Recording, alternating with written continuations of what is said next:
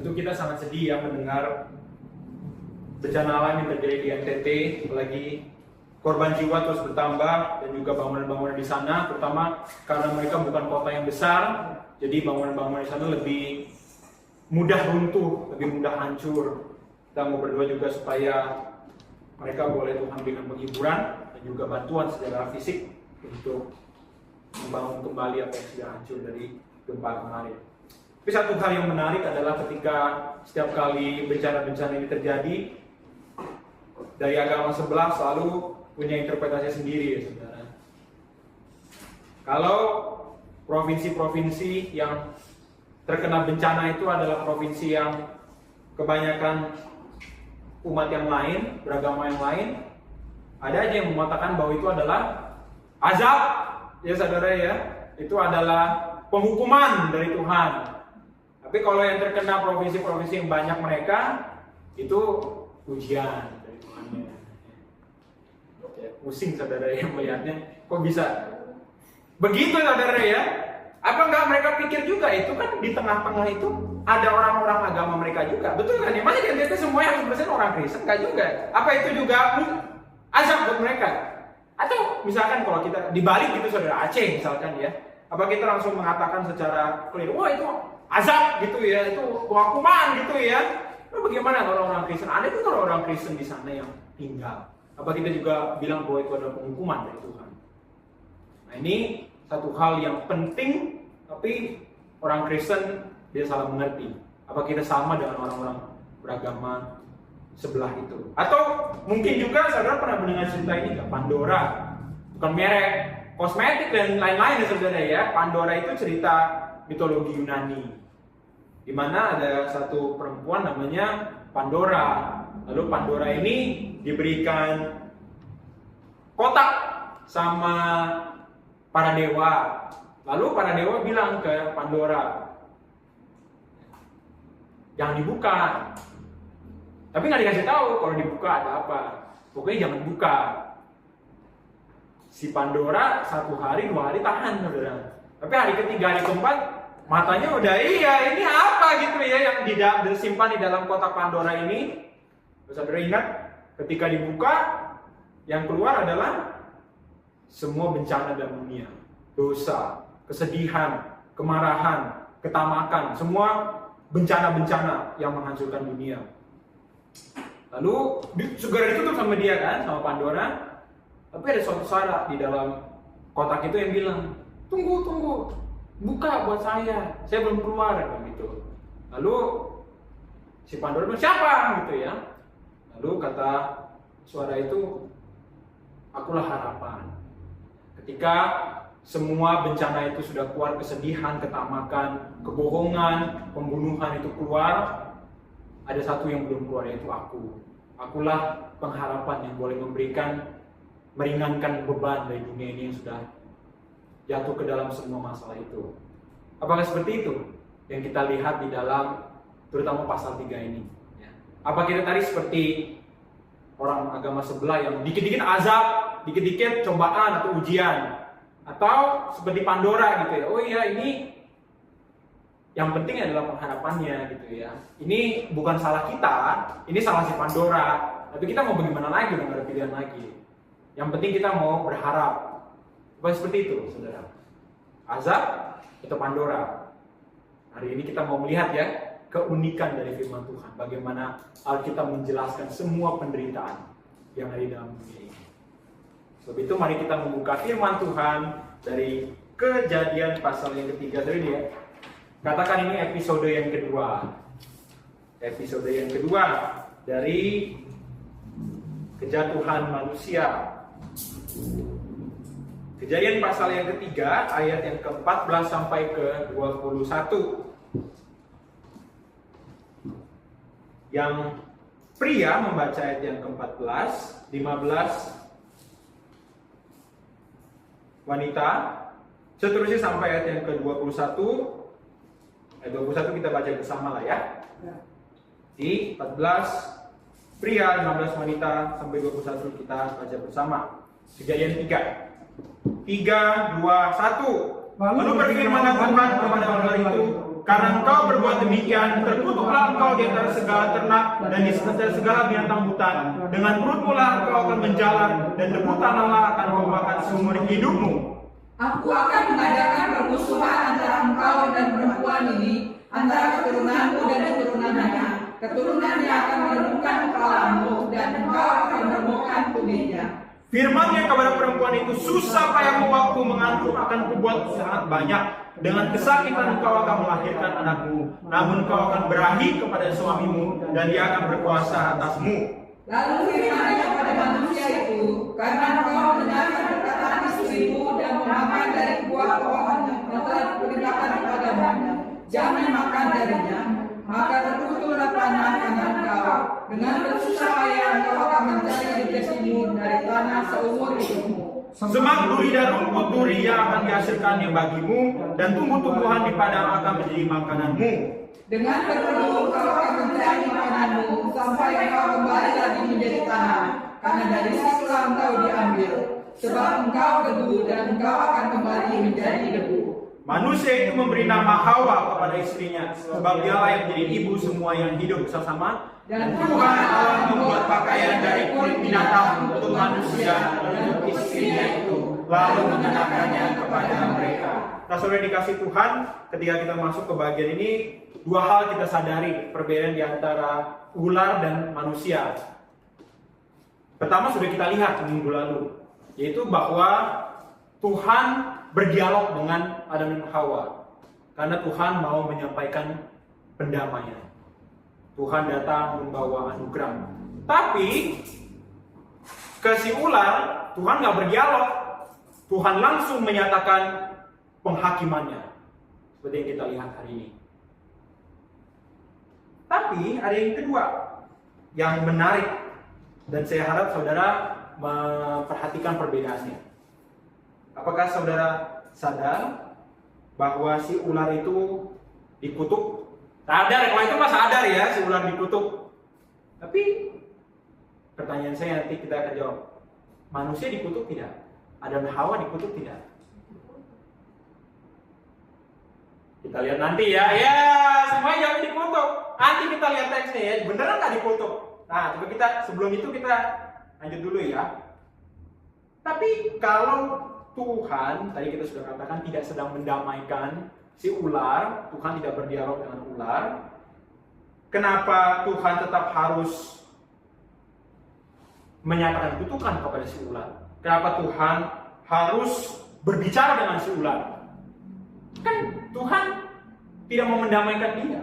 Kenapa dia harus tetap berbicara kepada si ular? Seperti kita lihat di ayat yang ke-14, berfirmanlah Tuhan kepada ular, si ular itu. Kenapa Tuhan harus berbicara kepada si ular kalau dia nggak mau mendamaikan si ular?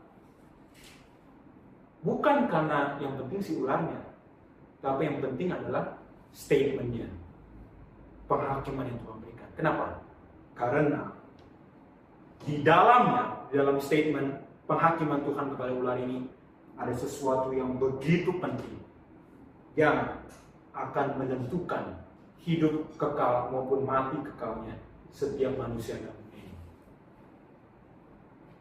Begitu penting. Setiap manusia harus memperhatikan ayat ini. Apa? Nah, kita akan lihat nanti, sabar dulu ya. Sebelumnya, saya mau mengajak kita mengingat kembali waktu kemarin ada permainan kata. Masih ingat kan saudara dalam bahasa Ibrani-nya ya? Telanjang itu arom ya, arom. Lalu cerdik itu arum, betul ya. Lalu telanjang yang kedua yang berikutnya jadi erom. Jadi ada perubahan saudara ya. Nah, ternyata si penulis juga pintar. Si penulis juga melakukan permainan kata dengan kita. Kalau di ayat yang pertama dikatakan bahwa ular ialah yang paling cerdik dari segala binatang di darat dan yang dijadikan oleh Tuhan Allah. Jadi ular itu adalah yang paling arum, betul ya saudara ya, paling arum di antara semua binatang. Di sini saudara, lucunya di ayat yang ke-14 ketika Tuhan berkata, memulai perkataan dengan ular, dikatakan terkutuklah engkau di antara segala ternak. Dan dalam bahasa aslinya terkutuklah itu adalah arur. Jadi arur, A-R-U-R pakai W deh saudara, A-R-U-W-R. Jadi seperti ada permainan kata. Kamu tadi mengatakan kamu adalah yang paling arum. Ya, si setan ini paling cerdik di antara seluruh binatang. Tuhan membalikan. Kamu pikir kamu paling arum, ternyata kamu paling arur, paling terkutuk di antara semua binatang. Hebat ya saudara ya, si penulis melakukan kesamaan bunyi ini. Kamu arum? Tidak, kamu arur. Nah, ngomong-ngomong soal kutukan, saya mau mengingatkan kembali ya, supaya tidak ada sentimen yang buruk dari si ular ya, dari ular pada umumnya, yaitu mengingatkan kembali bahwa kutukan ini bukan kutukan kepada ular secara umum, saudara. Ingat kembali ya. Bukan ular kecil juga, saudara ya. Bukan ular-ularnya ini bukan si binatang yang melata itu, saudara, yang saudara melihat gitu ya, saudara ketemu di kebun binatang, bukan, saudara ya. Itu juga nggak dikutuk yang itu ya, saudara. Yang dikutuk ini adalah si setan yang menggunakan bentuk si ular, karena dia menyatakan tadi seperti kita sudah ingat, dia menunjukkan, dia mau unjukkan kepada Adam dan Hawa bahwa dia ini cerdik, maka dia pakai bentuk ular yang paling cerdik di antara semua binatang. Tapi Tuhan, kita sudah lihat juga minggu lalu, Tuhan membalikan, ya. Oh, kamu katakan kamu cerdik, kamu lupa bahwa bentuk ular itu juga bukan hanya berarti cerdik, tapi juga bentuknya yang melata, dia tidak berjalan saudara dengan kaki, tapi bentuknya yang jatuh ke tanah. Ya, yang mukanya itu ke tanah, yang jalannya juga ngesot, ya, itu adalah bentuk dari sebuah musuh yang dikalahkan, yang ditundukkan, yang dihinakan serendah-rendahnya. Kita sudah lihat minggu lalu di Mika pasal 7 ayat yang ke-17, dan nanti juga boleh di rumah baca Yesaya 49 ayat 23 ya. Yesaya 49 ayat 23 juga mirip. Musuh-musuh itu ditundukkan sebagaimana ular. Dia ngesot di bawah ya, dia ditundukkan.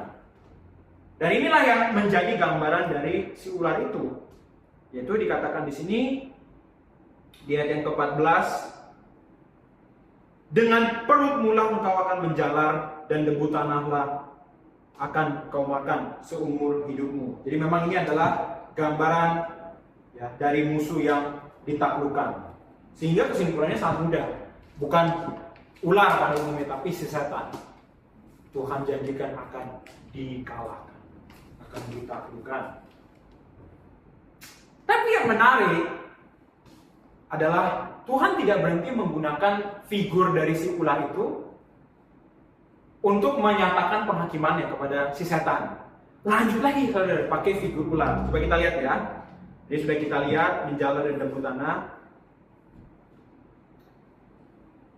Nah, lalu dikatakan dia berikutnya di ayat yang ke-15, aku akan mengadakan permusuhan antara perempuan ini, antara engkau dan perempuan ini. Sebenarnya ini gambaran yang sangat sehari-hari juga ya. Pertempuran, permusuhan, pertikaian antara ular dan manusia. Kenapa? Simpelnya gini saudara, setiap saudara melihat binatang pasti saudara punya reaksi tertentu di dalam diri, ada impresi tersendiri. Kalau saudara melihat si dogi, apa perasaan saudara? Ya? Lucu, terus pintar, setia, betul ya, itu impresi yang muncul ya. Si Winnie dan Teddy lucu gitu, si Molly juga lucu gitu ya, pintar ya. Kalau saudara melihat kelinci misalnya, apa ya biasanya saudara pikirkan? Imut ya, saudara, imut ya. Terus juga lucu, loncat-loncat, terus juga ekornya ini saudara bulat gitu ya. Ada kayak benang gitu saudara ya, kayak rajutan benang gitu ya, lucu ya, bulat-bulat gitu ya. Nah itu impresi yang kita miliki kalau melihat si kelinci gitu ya. Kalau melihat singa mungkin menakutkan, dia ganas, mengaum. Kalau saudara melihat ular biasanya impresinya apa saudara? Merinding gitu ya, geli, aduh dia kok melata gitu ya, udah gitu bunyi lagi, wah mengerikan kali gitu ya saudara ya, itu menjijikan gitu kadang-kadang. Ya mungkin nggak semua di sini gitu ya. Kalau saudara nggak merasa jijik ya boleh juga, nggak apa-apa gitu. Tapi pada umumnya memang ada rasa jijik, rasa gentar gitu ya kalau melihat si ular. Dan memang ini saudara yang dipakai perbandingan yang ada ya, bahwa sama seperti pada umumnya manusia ketika melihat ular itu biasanya ya tidak semua, tapi biasanya konotasinya negatif ya, konotasinya wah ini dia ada bahaya karena dia bisa kapanpun menyerang kita, dan ini ada binatang yang sangat berbahaya, bisa melilit kita, bisa mematok kita ya, dan berarti ini harus kita hati-hati ya, ada permusuhan di antara manusia dan ular. Dan memang itu saudara yang dikatakan permusuhan di antara manusia dan ular. Dan permusuhan ini seharusnya sudah ada sejak semula ya. Harusnya ketika mereka melihat si ular, apa yang mereka lakukan? Hancurkan, ya, tebas, koreksi. Tapi justru yang dilakukan oleh mereka adalah jadi pengikut setan, ya, jadi pengikut si ular. Tapi ada pengharapan yang Tuhan berikan. Pengharapan seperti apa? Manusia sudah membentuk persekutuan dengan si ular, membentuk perjanjian dengan si ular, mengikuti si ular. Tapi Tuhan tidak tinggal diam. Dia mengatakan tidak. Aku akan mengadakan permusuhan. Aku akan memecah persekutuan, perjanjian yang sudah engkau buat dengan manusia. Tidak selamanya manusia akan tunduk kepada setan. Betapa good news ya yang diberikan. Karena kalau jatuh bersama si setan selama-lamanya, tidak ada pengharapan lagi. Permusuhan ini dikatakan di antara siapa dan siapa, saudara? Kita lihat di ayat yang ke-15. Di antara engkau dan perempuan ini. Pertama-tama itu dulu ya, engkau dan perempuan ini. Kenapa saudara di antara engkau dan perempuan ini? Karena yang ngajak ngobrol si Hawa, yang diajak ngobrol sama si ular siapa saudara? Ya si Hawa saudara, ya kita nggak lihat di dalam bagian ini si Adam ngobrol sama si Hawa. Si Adam ngomong aja, dikasih sama istrinya diambil. Ya. Tapi yang mewakili persekutuan dua belah pihak ini, dua belah party ini di antara ular dan perempuan, bukan antara Adam dan Hawa, di antara Adam dan ular. Jadi makanya di sini dikatakan ada permusuhan di antara perempuan dan ular, karena ya memang si perempuan lah sama si ular ini yang tadi bercakap-cakap di sebelumnya. Ya, jadi mereka yang harus dipisahkan. Oke, itu masuk akal. Tapi belum berhenti. Ada lagi kelanjutan. Dikatakan di situ bukan hanya di antara perempuan dan ular, tapi juga di antara keturunanmu, keturunan si ular dan keturunan si perempuan. Oke. Dan sebelum kita lanjut ya, kita mau lihat nanti siapa keturunan-keturunan ini. Ternyata pertarungan di antara manusia sama ular ini divisualisasi lagi. Kalau belum jelas nih saudara, ular sama manusia itu berantemnya bagaimana? Itu di ayat yang ke-15, di akhirnya saudara. Keturunan perempuan akan meremukkan kepalamu, dan engkau, si ular, akan meremukkan tumitnya. Terus coba sekarang visualisasi ular lawan manusia. Ya. Mungkin gak ular itu mematok kepala orang? Ya nggak mungkin, nggak nyampe. Ya, ularnya di bawah, saudara ya. Loncat dulu dia, terbang dulu ya saudara ya. Jadi ular terbang dia. Ya, bukan ya, nggak nyampe. Lalu kalau manusia biasanya melawan ular itu gimana saudara? Apa dulu yang diserang? Kepalanya, betul saudara. Kalau buntutnya ya dia matok kepalanya saudara ya. Yang diserang kepalanya, betul ya. Kalau kita anggapkan gitu diinjek gitu ya saudara. Karena kan ular itu punya kepala di bawah, jadi kaki kita masih nyampe untuk injak ya. Tapi ular nggak nyampe ke kepala saudara. Nyampe kemana?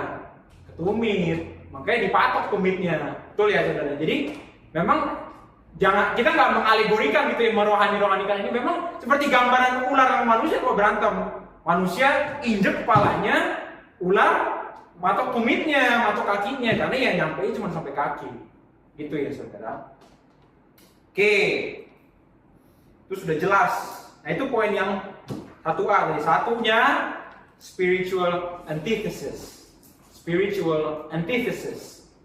ya, spiritual antitesis. Ya, dan poin yang A-nya the serpent. Spiritual antithesis, ya. Apa tuh artinya? Pertentangan rohani dan the serpent. Serpent itu apa? Ular, ya. Si ular. Itu yang 1A ya, Saudara. Sekarang kita 1B. Kita masuk kepada the two seeds. 2 keturunan. The two seeds. Nah, ini pertanyaan yang menarik. Yang kalau kita salah menjawab, ke depannya kita berhenti. Kita tidak akan bisa melanjutkan. Pertanyaan adalah siapa keturunan si perempuan dan si ular. Jadi kalau si perempuan jelas, ini Hawa, ularnya jelas si setan. Tapi siapa keturunan Hawa dan keturunan ular? Saya coba kasih pilihan-pilihan nih kepada saudara. Mana yang cocok menurut anggapan saudara? Apakah ini mungkin keturunan Hawa itu merujuk kepada seluruh umat manusia dan keturunan ular itu merujuk kepada anak-anak ular, kepada bangsa ular pada umumnya? Makanya saat ini manusia itu geli kalau ngeliat ular gitu, jijik gitu ya. Jadi wah, Tuhan kutuk si ular juga ternyata gitu ya. Jadi dia manusia jadi jijik gitu ya sama si ular. Jadi Tuhan taruh permusuhan di antara umat manusia dan umat ular gitu ya. Jadi ada permusuhan di antara kedua umatnya. Jadi manusia setiap kali ngeliat ular jijik, ular juga setiap kali ngeliat manusia mau gigit gitu ya. Apa begitu saudara? Enggak. Wah, rohani sekali saudara ya. Benar-benar enggak roh ini ya, enggak mau melihatnya hanya masalah fisik gitu ya. Tadi betul. Karena apa? Karena ya memang kutukan ini terhadap bukan si ular, tapi terhadap si setan gitu ya. Jadi jangan dihubungkan sama si ular. Kesian bener si ular dianiaya terus sepanjang sejarah gitu. Nggak salah dia gitu ya. Oke, itu alternatif yang kedua mungkin.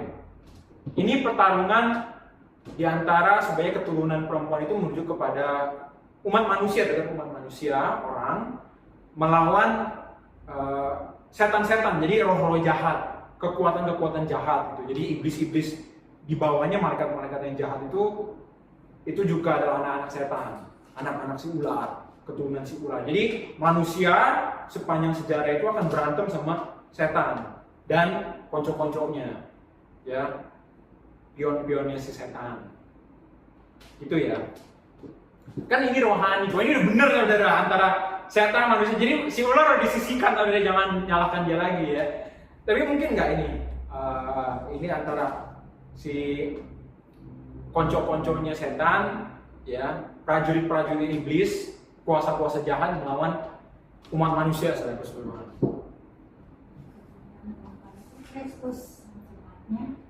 Kristus jemaahnya, wah ini udah loncat gitu ya ke akhir ya.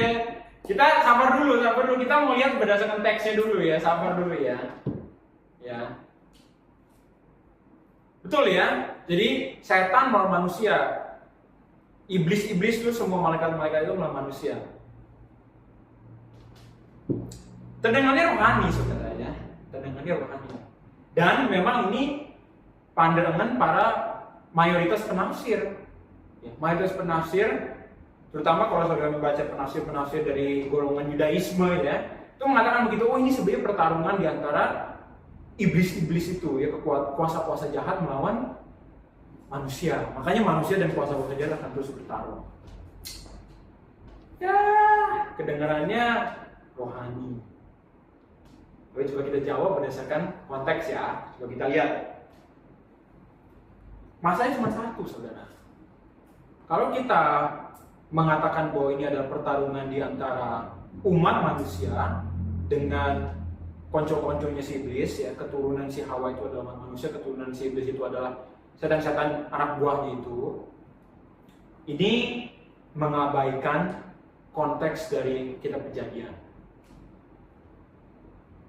Ingat saudara bahwa bagian ini tidak ditulis asal-asalan. Bagian ini ada ditulis dalam konteks yang lebih besar. Konteks apa yang ada di kitab Kejadian? Tahukah saudara kata keturunan di kitab Kejadian itu mendominasi dari seluruh ada munculnya kata keturunan di Alkitab. Bahkan tahu saudara, saudara punya kata keturunan itu, Alkitab itu perjanjian lama berapa? 39 kitab ya. Seperempat dari semua kata keturunan itu ada di kitab Kejadian. Artinya si penulis mau menaruh satu penekanan yang besar pada kata keturunan ini, termasuk yang ada di dalam Kejadian pasal 3. Seperempatnya saudara, seperempat kata keturunan ini muncul di kitab Kejadian. Dan yang lebih menarik lagi, kata keturunan ini di kitab Kejadian itu hampir 100%-nya merujuk kepada manusia dan tidak merujuk kepada roh jahat atau malaikat-malaikat yang jatuh. Hampir 100% kata keturunan di kitab Kejadian itu merujuk kepada manusia. Jadi kita harus mulai curiga di sini sebenarnya. Apakah benar keturunan si ular ini adalah roh-roh jahat atau sebenarnya manusia? Manusia. Dan yang lebih menarik lagi, ini jadi spoiler buat sampai Kejadian pasal 50 nanti ya. Kita akan menikmati kitab Kejadian sampai akhir nanti. Tapi ini jadi buat saudara teasernya, buat jadi memberikan cicipan artinya. Yaitu kitab Kejadian itu penuh dengan konflik di antara dua keturunan. Di antara dua garis keturunan. Keturunan siapa saja? 2 minggu yang akan datang kita akan masuk kepada cerita ini, yaitu pertarungan di antara Kain dan Habel. Berminggu-minggu yang akan datang lagi kita akan melihat pertarungan di antara Ham melawan Sem dan Yafet. Di minggu-minggu yang mendatang lagi kita akan melihat pertarungan di antara Ismail dan Ishak. Di minggu-minggu yang akan lebih banyak lagi datang, kita akan melihat pertarungan di antara Esau dan Yakub.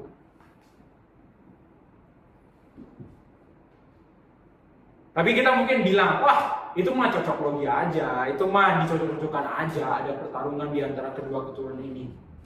Tahukah saudara, sebenarnya di dalam Kejadian pasal yang ketiga, terutama di ayat yang ke-15 ini kita sudah mendapatkan clue-nya, mendapat petunjuk bahwa memang ini merujuk kepada pertarungan di antara dua silsilah yang akan kita lihat di kitab Kejadian. Nah, ini pertanyaannya saudara. Yang tadi masalah kutuk mengutuk. Jadi pertanyaannya adalah, si ular dikutuk? Dikutuk. Manusia, Adam dan Hawa, itu tidak dikutuk. Ya, saudara nanti coba lihat, kita akan lihat nanti ya. Kita lihat dulu, sabar saudara ya. Tapi saudara coba perhatikan. Di ayat yang ke-14 itu dibilang, setan dikutuk, dia terkutuklah engkau. Ini juga spoiler saudara. Kita akan lihat bahwa Adam dan Hawa pada diri sendiri tidak dikutuk. Ya, kita akan lihat, sabar dulu saudara. Tapi ada kutukan terhadap si ular. Oke. Kapan kali berikutnya ada kutukan lagi terhadap orangnya ya, orang secara langsung saudara, bukan hanya maksudnya terkutuk tindakannya atau terkutuk yang lain saudara, tapi terkutuk orangnya ya. Kapan kali berikutnya? Kain saudara. Kain itu nanti di pasal yang keempat juga terkutuk. Kapan kali berikutnya lagi ada kutukan dari Tuhan? Ham dikutuk oleh Tuhan. Jadi kita akan lihat di pasal 9. Sementara Sem dan Yafet Tuhan berkati. Kapan kali berikutnya kita melihat ada kutukan? Abraham. Ingat saudara, waktu itu kita sudah bahas ya, waktu Tuhan memanggil Abraham ya, betul kita sudah mengkhotbahkan dari pasal 12 ya, waktu itu for God so loved the world that he called Abraham. Masih ingat ya saudara ya? Apa saudara yang dikatakan? Salah satunya di antara 4P itu masih ingat ya saudara? Program, betul ya? Programnya apa saudara? Dan protectionnya. Siapa yang memberkati engkau akan diberkati, siapa yang mengutuk engkau akan dikutuk. kali berikutnya ada kutuk dari Tuhan adalah orang-orang yang melawan Abraham, saudara.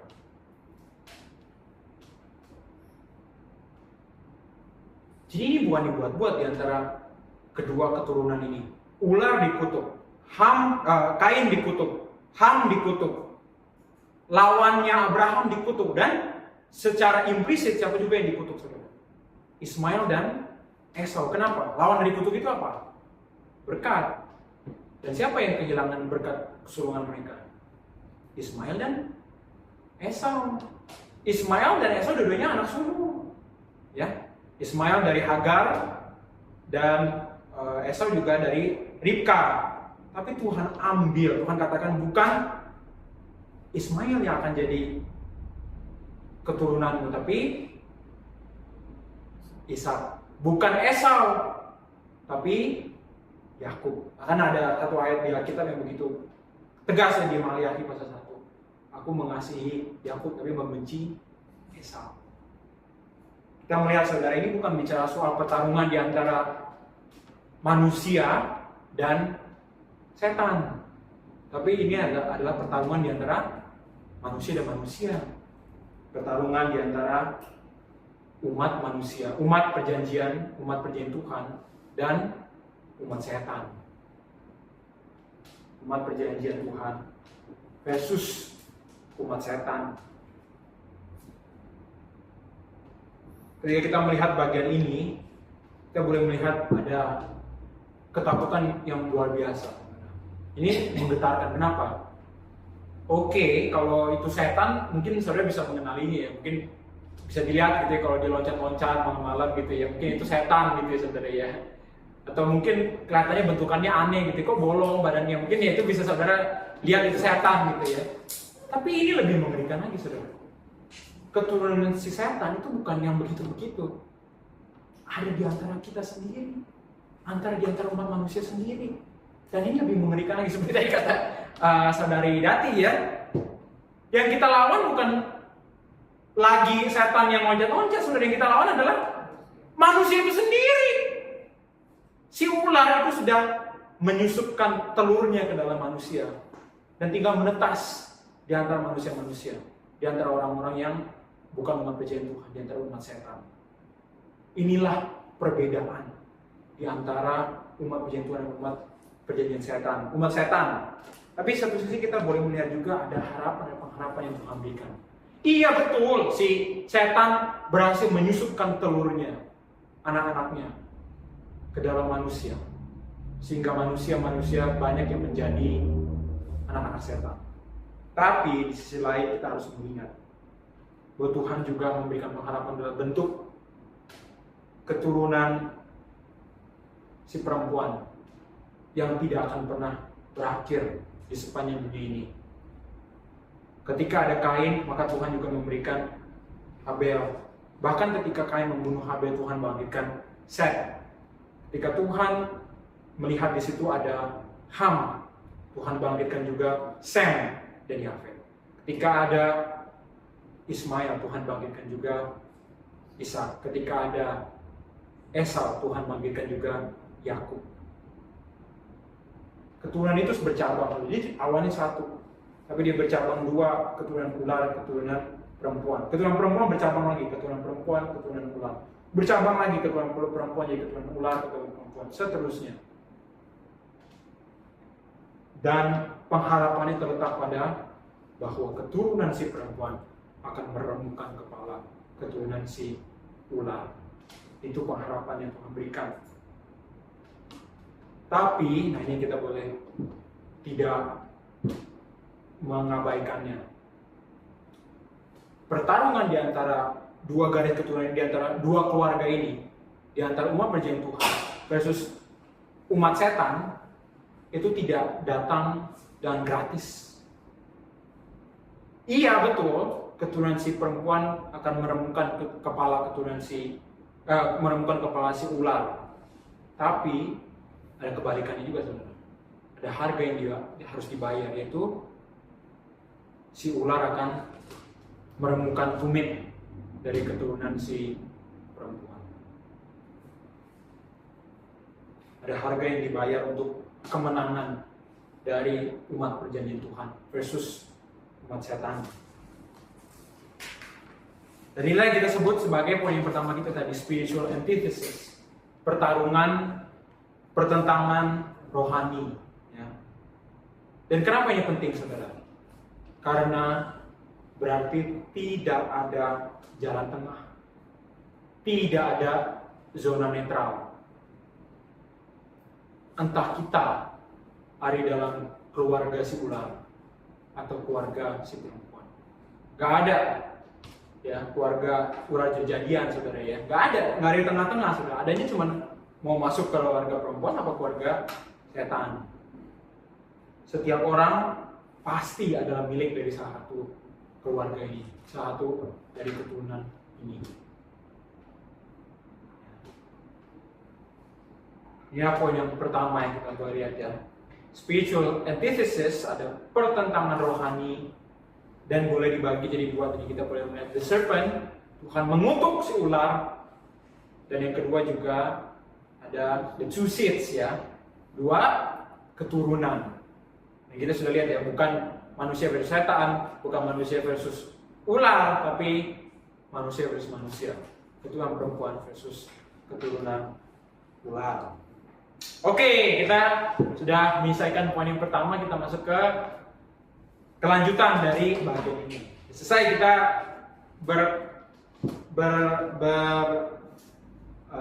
bermain dengan si ular, karena kita masuk dengan manusia dong ya. Oke, itu ayat yang ke-14-15. Sekarang kita masuk ke ayat yang ke-16. Kita masuk ke poin yang kedua, cultural commonality. Cultural commonality. Apa tuh? Commonality, C-O-M-M-O-N-A-L-I-T-Y. Commonality, apa tuh? Kebersamaan budaya. Ya, kebersamaan atau kesamaan boleh budaya. Oke, kita lanjut. Di ayat yang ke-16 kita coba lihat. Firman-Nya kepada perempuan itu, susah payahmu waktu mengandung akan kubuat sangat banyak, dan kesakitan engkau akan melahirkan anakmu, namun engkau akan berahi kepada suamimu dan dia akan berkuasa atasmu. Nah ini saudara, masih dibuka pertanyaannya. Apakah Hawa dikutuk? Tidak, saudara, dia tidak dikutuk ya. Coba saudara cari, ada nggak kata kutuk? Ada nggak terkutuklah Hawa? Enggak, saudara, nggak terkutuk si Hawa. Cuma kita harus hati-hati ya kalau baca Alkitab ya. Nggak terkutuk si Hawa ya. Jangan terlena dengan judulnya ya, dengan judul hari ini. Lanjut kita lihat dulu ya. Nah si Hawa ini nggak dikutuk, tapi nggak dikutuk tidak berarti tidak dihukum, ya tetap dihukum, tetap diberikan hukuman. Dan hukuman ini terkait dengan perannya sebagai seorang ibu. Dari mana? Dari itu sudah jelas ini masalah mengandung dan melahirkan. Melahirkan itu kutuk atau berkat, saudara? Berkat ya. Orang Tuhan memberikan mandat budaya di pasal yang kedua sudah kita lihat ya, juga ada pernikahan, dan di pasal yang pertama kita juga melihat Tuhan memberikan mandat kepada mereka untuk beranak cucu bertambah banyak. Ini adalah berkat. Tuhan memberkati Adam dan Hawa untuk melakukannya. Tapi yang terjadi justru adalah berkat yang besar ini akan disertai rasa sakit dan bahaya yang luar biasa. Rasa sakit dan luar biasa dan bahaya yang luar biasa. Dan dalam bentuk apa, saudara? Dalam bentuk bahaya kematian ibu dan anak. Ketika kita melihat bagian ini, bukan hanya bicara soal. Saudara ingat ya bahwa ini tidak mengatakan bahwa sebelum kejatuhan ke dalam dosa nggak sakit bersalin, saudara. Nggak dibilang gitu. Tapi dikatakan di sini bertambah. Ya saudara lihat di ayat yang ke-16 mengandung, kubuat sangat banyak bertambah. Jadi nggak bilang bahwa sebelum kejatuhan itu kalau melahirkan anaknya mau saja saudara lewat gitu ya, punten gitu ya, ngelewat gitu ya, nggak sakit gitu, nggak begitu ya saudara ya. Tapi di penekanan di sini bukan tidak ada sakit, tapi justru makin bertambah, makin sakit, makin berbahaya, makin berisiko. Dan risiko yang paling mengerikan adalah kematian itu sendiri, kematian dari ibu dan anaknya. Tapi ada satu hal yang menarik di sini adalah semakin kita menuju ke bawah. Saudara perhatikan tidak? Apakah ini kutukannya buat Hawa saja atau buat semua manusia?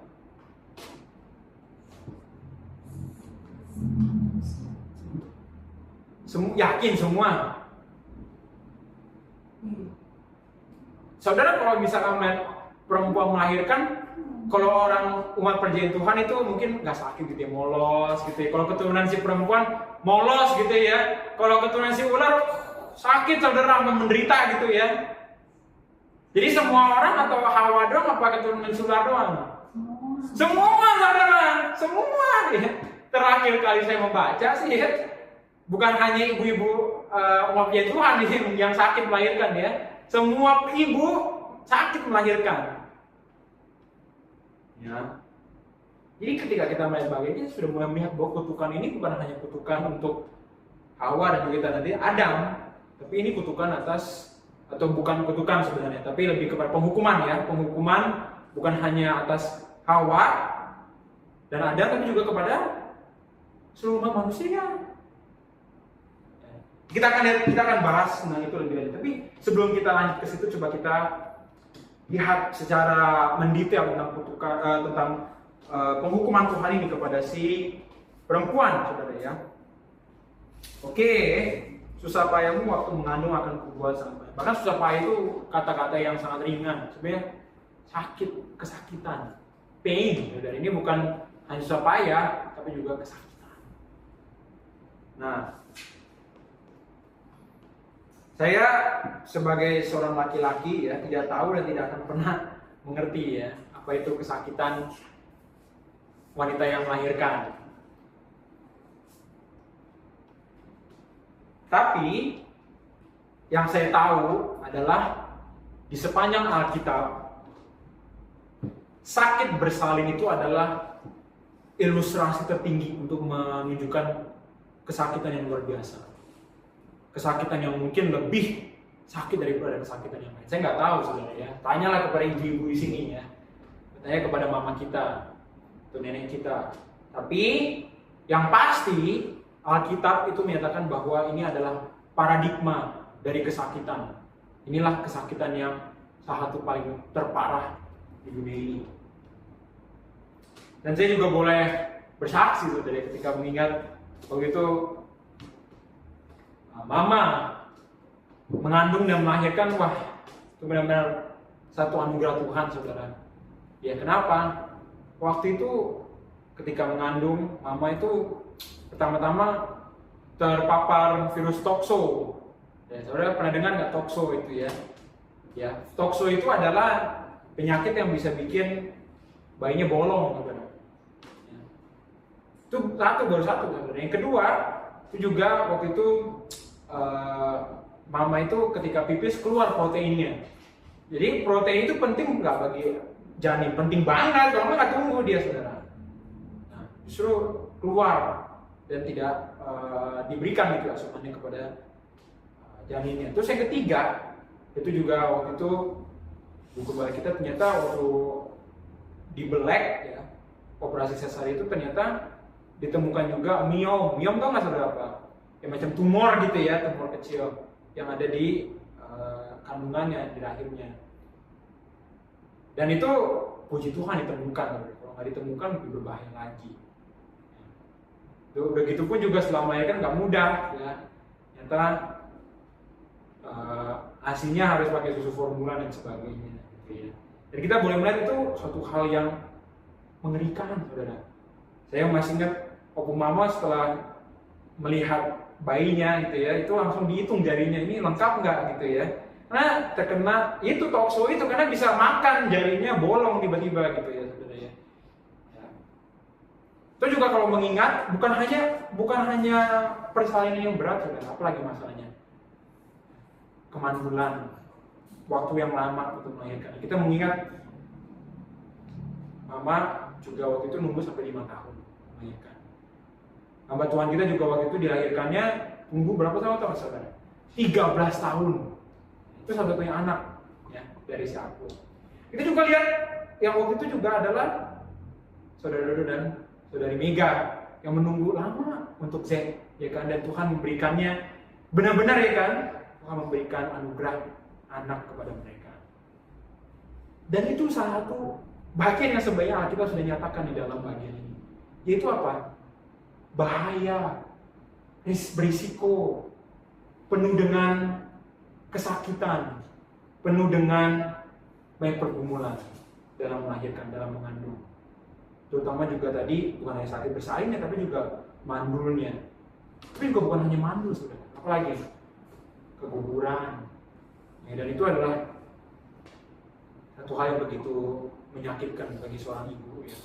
Itu benar-benar kalau saudara melihat seorang ibu yang mengalami keguguran, itu benar-benar menghancurkan mental dia. Kenapa? Karena dia juga merasa bersalah, saudara.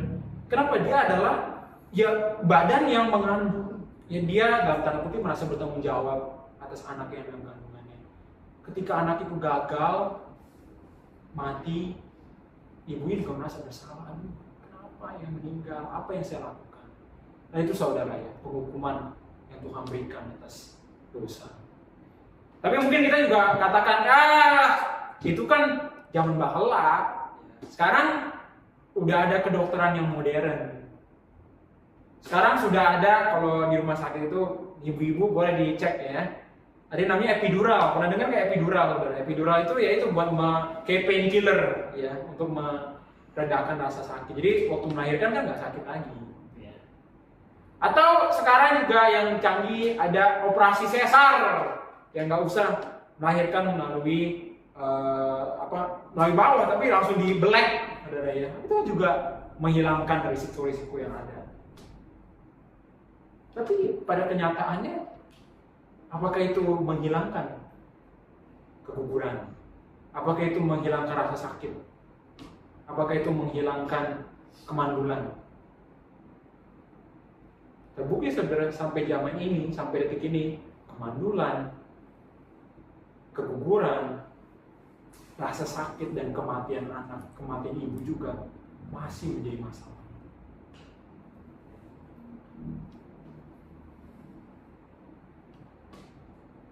Komplikasi-komplikasi terus terjadi kepada para ibu. Anak-anak yang adalah berkat dari Tuhan langsung bagi ibu-ibu di dunia ini, justru disertai dengan proses sakit sekali, yang jadi pengingat akan penghukuman Tuhan atas dosa. Ya, mungkin kita bertanya, ibu-ibu kan sebenarnya tidak layak. Sebenarnya kita berkata, gak pantas lah ibu-ibu sakit melahirkan, gak pantas ada kematian anak dan ibu, gak pantas ada keguguran, gak pantas ada kemandulan. Iya, memang gak pantas. Seharusnya penghukuman Tuhan lebih lagi dari itu. Seharusnya bukan hanya mandul, seharusnya bukan hanya gugur, seharusnya bukan hanya kehilangan semuanya itu, bukan hanya komplikasi. Seharusnya kita tidak pernah dilahirkan. Seharusnya kita sudah mati dari awal. Seharusnya kisah kejatuhan ini berhenti di Kejadian pasal 3. Kalau ada yang berkata, saya nggak pantas, ya tentu kita hibur dia. Tapi juga ingatkan bahwa kalau mau ngomong soal layak, kalau mau ngomong soal pantas, yang pantas kita dapatkan semuanya adalah maut. Tapi Tuhan memberikan kejutan, bukan? Apa kejutan yang Tuhan berikan? Iya, sakit. Iya, berisiko. Iya, penuh dengan komplikasi. Tapi masih ada kan anak-anak? Masih ada kan persalinan? Masih ada kan kita yang dilahirkan dari orang tua kita? Dan bukan hanya itu, bahkan justru melewati penderitaan ini, ternyata Tuhan akan membangkitkan keturunan si perempuan itu, bukan? Yang akan menghancurkan kepala si ular. Saudara, ketika kita ada dalam bertemu dengan orang-orang yang memiliki masalah seperti ini, kita hibur mereka, berikan mereka satu peringatan dalam agama mereka. Tapi juga kita ingatkan bahwa tapi kita mengucap syukur Tuhan masih memberikan kepada kita dan masih ada kehidupan yang buat dilahirkan. Dan ketika kita berlanjut saudara ya, di ayat yang ke-16 masih tapi bagian yang kedua, di situ dikatakan namun engkau akan berahi kepada suamimu dan dia akan berkuasa atasmu. Nah ini apa saudara artinya? Kok sepertinya kritik sekali gitu, sepertinya susah untuk diartikan. Dan memang ini diperdebatkan dan sulit memang untuk dimengerti ya. Apa artinya istri akan berahi kepada suami, suami akan berkuasa atas istri? Tapi puji Tuhan, Alkitab kita itu tidak berhenti di Kejadian pasal 3. Ada pasal 4 saudara, coba kita lihat ya pasal yang keempat ayat yang ke-7. Boleh deh satu orang membacakan pasal yang keempat ayat yang ke-7 dengan lantang. Apakah kamu tidak akan berseri jika engkau berbuat baik, dan jika engkau tidak berbuat baik, dosa sudah mengikuti di depan pintu, dia sangat menggoda engkau, tetapi engkau harus berkuasa atasnya. Oke, nah ternyata saudara di sub kalimat terakhir, dia sangat menggoda engkau. Dia itu siapa? Dosa ya, dosa sangat menggoda engkau. Si Kain, tapi Kain harus berkuasa atas dosa. Nah, dua kata kerja di situ saudara ya, kata menggoda dan kata berkuasa itu adalah dua kata kerja yang sama yang dia temukan juga di ayat yang ke-16 ini. Dikatakan situ kan berahi dan menguasai. Sama saudara, berahi itu kata kerja yang sama dengan menggoda, dan menguasai juga sama, menguasai. Di pasal 3:16 dan pasal 4 ayat yang ke-7. Nah, kalau gitu apa artinya? Nah, kata berahi ini sebenarnya simpel saudara ya. Ini ini penafsiran sebenarnya kata berahi, diterjemahkan jadi berahi, tapi sebenarnya dalam bahasa asli simpel, artinya adalah keinginan, desire. Jadi keinginanmu adalah kepada suamimu dan suamimu akan berkuasa. Dan kalau kita lihat konteks dari pasal yang keempat ayat yang ke-7 tadi, keinginan seperti apa yang dosa inginkan atas si Kain? Keinginan untuk menguasai, betul tidak? Karena si dosa sudah berjaga-jaga di pintu, sudah siap menguasai Kain. Tapi Tuhan mengatakan jangan, kamulah yang harus menguasai dosa. Nah, sehingga gampang saudara ketika membaca yang ke-16 bagian yang kedua ini, simpel, berarti artinya adalah bukan berahi gitu ya. Jadi berahi itu memang identik dengan istilahnya nafsu gitu ya saudara. Tapi bukan nafsu sebenarnya, tapi ini lebih kepada perempuan ingin menguasai laki-laki gitu ya. Si istri jadi pengen berkuasa atas suaminya. Tapi di situ di bagian yang kedua dikatakan apa? Dan dia akan berkuasa atasmu. Tapi lebih tepatnya sama sebenarnya dikatakan ini seperti sebuah ajakan, bukan dia akan berkuasa, tapi dia harus berkuasa atasmu. Jadi iya betul, banyak nanti dalam kehidupan pernikahan istri justru pengen mendominasi, istri justru pengen menguasai, jadi kepala keluarga, jadi pemimpin dari suaminya. Tapi Tuhan mengingatkan justru di situ bahwa iya, itu akan terjadi, tapi tetap suami harus berkuasa atas istri. Dan kata berkuasa di sini banyak saudara penafsir yang mengatakan, oh ini artinya si suami itu akan menganiaya, atau nanti si suami itu nanti akan menjadi menindas istrinya. Tapi tidak harus dikatakan seperti itu, karena dalam bahasa Ibrani kata berkuasa ini bisa juga artinya itu menunjukkan justru dalam konteks yang ada kuasa yang sah, saudara, kuasa yang sah. Memang suami memang Tuhan berikan satu otoritas untuk memimpin keluarga, sementara istri menjadi penolong. Dan ini jadi counter saudara, pemutar balikan dari yang kita lihat minggu lalu, betul ya. Si istri justru malah pengen menguasai, betul ya, si suami menyesatkan si suami, suami justru ikut-ikutan sama si istri. Tapi Tuhan justru memberikan kepada manusia ini, ya itu akan terjadi itu gara-gara dosa. Tatanan yang ada akan terbalik-balik. Tapi Tuhan mengatakan juga jangan. Tapi ingat bahwa tetap suami harus berkuasa, harus menjadi pemimpin di dalam keluarga. Dan kita juga melihat bahwa ya memang ini bukan hanya soal kawin mengawin, saudara, bukan hanya masalah melahirkan dari istri, tapi juga masalah pernikahan. Saudara bayangkan ya, dua orang berdosa, saudara satu kan jadi satu daging. Itu bencana saudara ya, bencana saudara. Kenapa ya? Karena ini udah ya satu orang berdosa diketemu dengan orang berdosa lagi, ya pasti udah saudara ya, kerjanya gontok-gontokan. Begitu sudah melihat ya, seperti 2 minggu lalu bahwa itu hanya kuasa Injil ya yang bisa memberikan kepada keluarga satu pengharapan. Nah, ada tapinya, saudara melihat nggak? Ada tapinya lagi. Tadi dikatakan di ayat 16 bahwa akan ada risiko kematian dari persalinan, akan ada kemandulan, akan ada situ juga keguguran dan sebagainya. Tapi apa tapinya? Masih ada persalinan, masih ada anak-anak Tuhan mereka.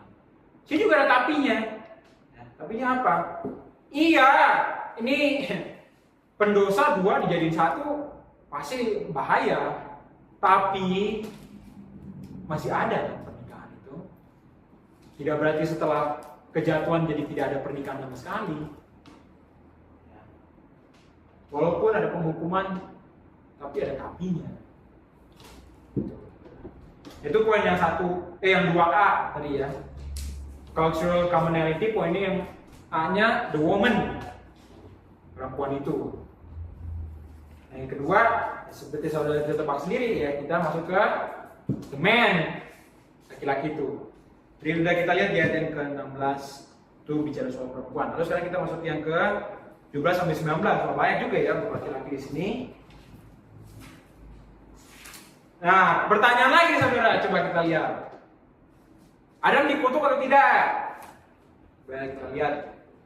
Firman-Nya kepada manusia itu, karena engkau mendengarkan perkataan istrimu dan memakan dari buah pohon yang telah kuperintahkan kepadamu jangan makan darinya, maka terkutuklah tanah karena engkau. Tanahnya yang terkutuk, bukan Adamnya yang terkutuk. Kalau si ular tadi ularnya yang terkutuk, betul ya. Kain juga Kain yang terkutuk, Ham yang terkutuk. Tapi kalau ini yang terkutuk tanahnya, betul, tepat. Nah, ini juga jangan salah mengerti saudara ya. Seperti tadi juga bukan berarti sebelum kejatuhan anak molos saudara ya, kalau lagi melahirkan nggak ada sakit. Ini juga bukan berarti ya sebelum kejatuhan nggak ada duri, nggak ada semak duri, nggak ada ilalang, nggak ada tumbuh-tumbuhan liar. Ada saudara. Tapi apa yang berbeda? Yang berbeda di sini kalau kita lihat ya di ayat yang ke-17 ini, terkutuklah tanah karena engkau dengan bersusah payah engkau akan mencari rezekimu ya, bukan mencari rezekimu tapi engkau akan makan dari tanah seumur hidupmu. Jadi dengan bersusah payah engkau akan makan dari tanah seumur hidupmu. Apa ini saudara? Ya ini tanah tidak menghasilkan apa dan kapan sesuai yang kita inginkan.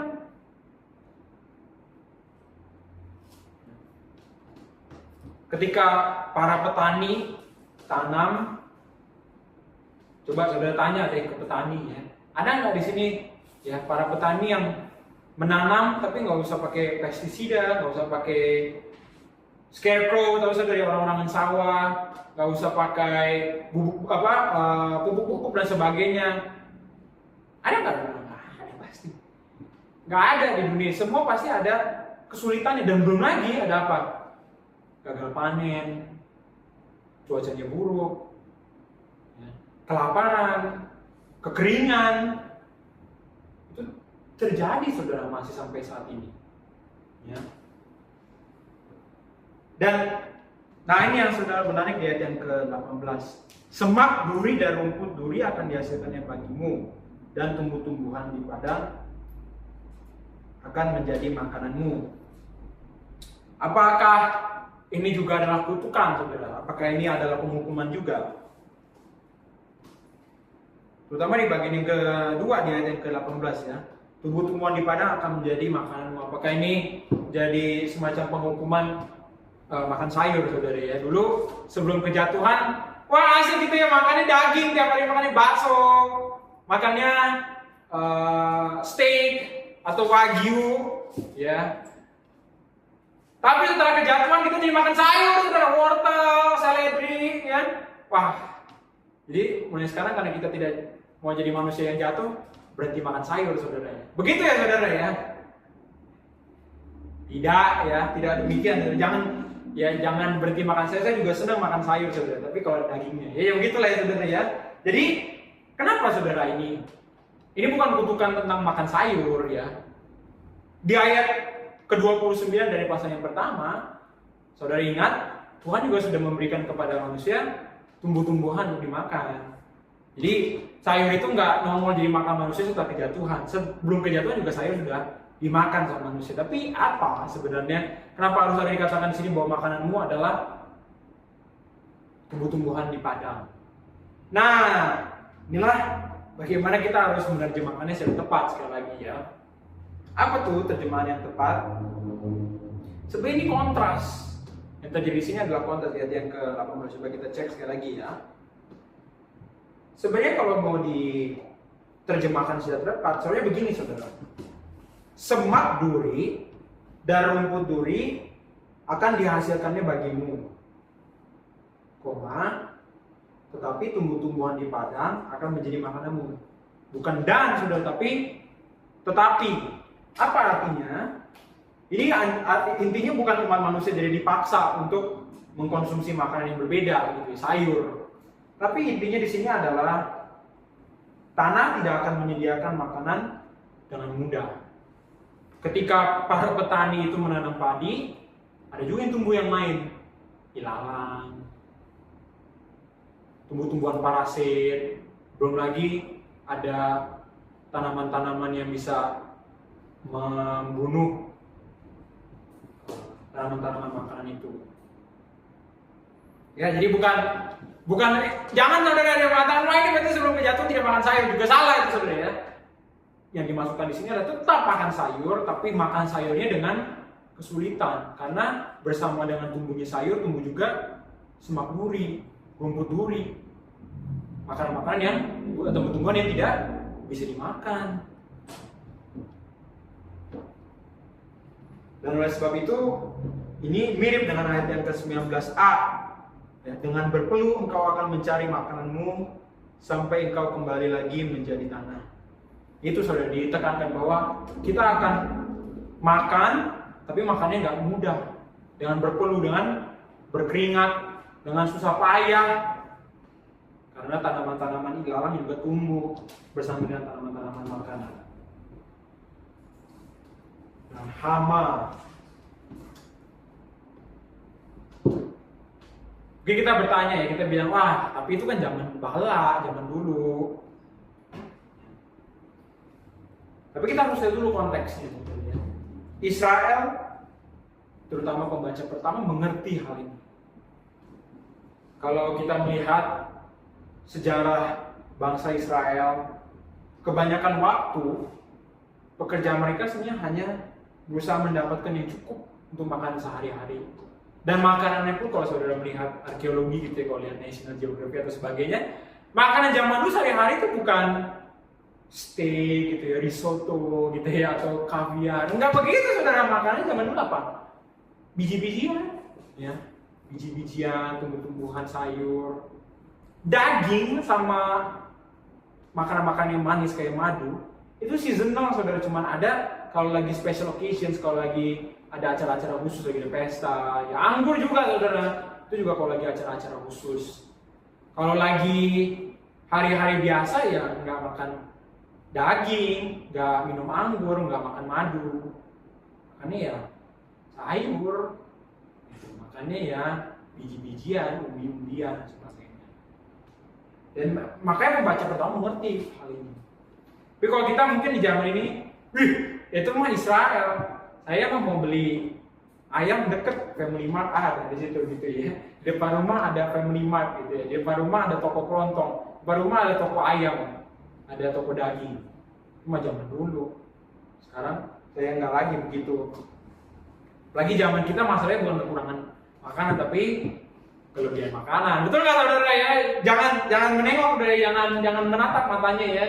Diketahui, saudara ya. Bukan makannya kurang pada zaman ini masalahnya, tapi makannya lebih ya saudara. Ya jangan merasa saudara tidak ada yang di sini disenggol ya saudara ya. Ini maksudnya pada umumnya saja ya, jangan lirik-lirik saudara ya. Nah jadi masalahnya memang di zaman ini kelebihan makanan gitu ya, bukan kekurangan. Iya kebanyakan makan, bukan kekurangan makan saudara, kebanyakan nih saudara ya setahu saya ya. Ya bukan di High Ministry nih ya saudara, jangan tersinggung, jangan juga melirik ke yang lain saudara, jangan menuduh yang lain saudara ya. Nah tapi masih terjadi nggak ini? Masih saudara. Penghukuman ini dalam bentuk apa? Pernah nggak saudara ke supermarket tapi stoknya kosong? Kalau yang jawab nggak pernah, hebat sekali tuh saudara. Itu di surga mana itu sudah boleh saya tanya nggak itu di mana? Pasti ada stoknya kosong. Atau sembakonya mahal, betul nggak? Iya, kenapa? Sembako mahal itu kenapa? Karena kebanyakan? Bukan, karena kekurangan saudara. Ya cabai itu bisa naik harganya karena ya orangnya lebih banyak daripada cabainya. Ya. Atau saudara mungkin beli roti, cari roti kok stoknya kosong. Ya nggak mungkin kalau dia si petugasnya itu bawa semak duri dan pohon duri ya ke dalam itu, yang nggak mungkin saudara. Yang dibawa ke situ ya stok yang kosong atau harga yang lebih mahal. Ini masih terjadi saudara. Kalau ada yang mengatakan wah ini nggak relevan, saya makannya tiap hari daging. Makan dagingnya itu harganya sama nggak tiap hari? Masih naik terus, betul nggak? Udah gitu setiap hari dagingnya ada nggak pasti? Nah juga kadang-kadang bisa habis saudara, masih ada ya. Penghukuman Tuhan ini. Ya. Tapi ini bukan hanya ngomongin soal makanan, bukan hanya ngomongin soal bercocok tanam. Nah ini makanya kita harus kembali ke pasal yang kedua. Masih ingat nggak saudara waktu itu tujuan manusia salah satunya adalah untuk membangun peradaban, dan waktu itu di pasal 2 bagaimana Tuhan menggambarkan pembangunan peradaban itu dengan mengusahakan tanah, betul nggak saudara? Jadi ini bukan hanya kutukan penghukuman Tuhan atas manusia dalam bentuk tanahnya kurang bercocok, bisa dicocok tanam. Ingat saudara bahwa bercocok tanam itu mewakili seluruh pekerjaan pembangunan kebudayaan, pekerjaan pembangunan peradaban. Sehingga kutukan ini bukan hanya ngomongin hukuman ini bukan hanya penghukuman. Oh iya ini yang tanah aja yang sulit. Ya enggak, semua pekerjaan yang ada dalam dunia ini. Tapi kalau dijejerin, didaftarkan di Kejadian pasal 3 ya nggak cukup saudara ya. Nanti Kejadian 3 nggak bakal kelar. Ya makanya ditaruh di situ ya perwakilannya aja, yaitu bercocok tanam. Tuhan menaruh penghukuman di dalam bercocok tanam.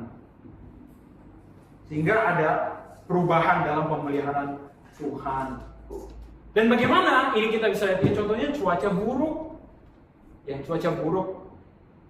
Cuaca buruk itu apakah terjadi karena Tuhan melepas kita sehingga kita menjadi dihukum gitu ya, atau itu sebenarnya kedaulatan Tuhan? Ya kedaulatan Tuhan juga saudara. Itu pun juga penghukuman Tuhan atas dosa. Atau badai, kekeringan, kerusakan yang terjadi karena dosa Adam dan Hawa. Itu semuanya saudara. Ya ketika kita, terutama yang baru-baru terjadi, gempa bumi, tsunami, kita tidak bisa mengabaikan bahwa gempa bumi yang membunuh banyak orang itu tidak mungkin terjadi kalau tidak ada dosa. Setelah ada dosa justru ada ya penghakiman ini. Atau kita bisa juga katakan curse, walaupun curse bukan terhadap manusia, curse terhadap pekerjaannya. Termasuk juga alam ini yang bisa membalik melawan manusia. Atau gak usah ngomong yang gede-gede. Saudara pulang ke rumah ketemu apa? Rayap ya. Dia makan rumah kita sampai habis. Itu juga bagian dari kutukan. Sekali lagi bukan kutukan atas manusia, tapi kutukan atas pekerjaannya, saudara. Setelah dosa terjadi, kehidupan manusia menjadi sulit. Kita mau bertanam, bercocok tanam, ada ilalang. Kita mau bekerja, tapi pekerjaan kita melelahkan. Kita mau bangun rumah, ada rayap. Kita mau bangun rumah lagi, ada tsunami, ada gempa. Tapi ada tapinya, saudara. Nah ini yang menjadi tapinya sekali lagi. Tadi kalau kutukan terhadap buah orangnya ya, atas kelahirannya itu ada, tapi ada tapinya. Tapinya apa? Masih ada anak-anak kan? Atau ketika tadi ada kutukan juga di dalam pernikahannya, masih ada pernikahan kan? Atau sekarang ketika ada kutukan atas pekerjaan, masih ada kan pekerjaannya? Tuhan masih mengizinkan manusia untuk bekerja, bukan? Iya, memang bukan seperti keadaan manusia sebelumnya yang seperti tinggal di dalam Firdaus. Tapi bukan juga neraka yang kita layak terima. Saudara, ketika kita dalam dunia ini, saudara ingat selalu bahwa sejahat-jahatnya dunia ini bukan neraka. Sebaik-baiknya dunia ini bukan surga. Kenapa ini penting, saudara? Tadi Tuhan mengatakan, Tuhan menaruh kutukan atas persalinan dan atas pekerjaan. Kenapa? Karena di pasal 2, bukankah si penulis sudah mempersiapkan kita untuk bagian ini? Di pasal 2, ya ada 2 khotbah, masih enggak, saudara? Yang pertama yang the first Toledo, yang kedua the creation of marriage. Kenapa si penulis harus di pasal 2 menaruh kedua itu? Karena dua hal ini adalah fondasi peradaban manusia, yaitu manusianya, ya beranak cucunya, dan pekerjaannya. Tetapi sekarang dua-duanya dikutuk sama Tuhan. Makanya kita jangan lewatkan pasal 2 kemarin, itu mempersiapkan kita untuk sampai ke titik ini. Itu mempersiapkan panggungnya. Oh, fondasi dari peradaban ada 2, keluarga dan pekerjaan. Sekarang Tuhan juga kutuk keluarga dan pekerjaan. Benar-benar on point kutukan Tuhan ini terhadap pembangunan peradaban. Tuhan menciptakan yang baik, tapi sekarang menjadi menyakitkan. Tapi ada yang lebih menyedihkan lagi. Bukan hanya Tuhan memberikan kutukan terhadap pekerjaan maupun persalinan, tetapi juga di ayat yang ke-19 ada apa? Sampai engkau kembali lagi menjadi tanah. Karena dari situlah engkau diambil seengkau debu dan engkau kembali menjadi debu. Bukan hanya keluarga, bukan hanya pekerjaan, tapi juga akhirnya tubuh kita, kesehatan kita. Ada virus, bakteri, penyakit, kanker, ketidaknormalan yang lain. Dan akhirnya tubuh menjadi lemah dan mati. Di sini dikatakan manusia berasal dari debu dan kembali menjadi debu. Tapi ketika mengingat hal ini bukan suatu hal yang biasa. Jangan biarkan orang menipu kita dengan mengatakan kematian itu biasa. Kematian itu tidak pernah menjadi desain. Tuhan berdaulat atas setiap sel di dalam tubuh kita, atas setiap penyakit bahkan dalam tubuh kita. Sehingga kalau kita mengingat, jangan kita katakan, oh dia meninggal itu karena Tuhan lepas. Tidak. Kematian pun juga sebenarnya adalah kedaulatan Tuhan. Itu pun juga adalah rencana, itu juga adalah pekerjaan Tuhan. Sampai sini kita boleh melihat satu hal sebenarnya penting. Tadi kita sudah melihat poin yang pertama, ada spiritual antithesis, ya, ada pertentangan, ada pergumulan, ada pertarungan, ya, antitesis yang rohani. Tapi sekarang kita masuk ke yang di bagian kedua ini, kita boleh melihat subjudulnya adalah ada cultural commonality, ada kesamaan budaya. Kita mungkin menduga bahwa jika tadi ya manusia terbagi dua, keturunan Tuhan, keturunan si perempuan umat Tuhan, keturunan si ular umat setan, antara keduanya ini, maka tidak akan ada satu hal pun yang dimiliki secara bersama oleh dua keturunan ini di antara dua umat ini. Tapi justru bagian ini menunjukkan sebaliknya. Semua ibu, baik umat perjanjian maupun umat setan, keduanya mengalami sakit saat melahirkan. Semua manusia, baik umat Tuhan maupun umat setan, keduanya sama-sama bersusah payah ketika bekerja. Semua manusia, baik umat Tuhan maupun umat setan, akan kembali jadi debu.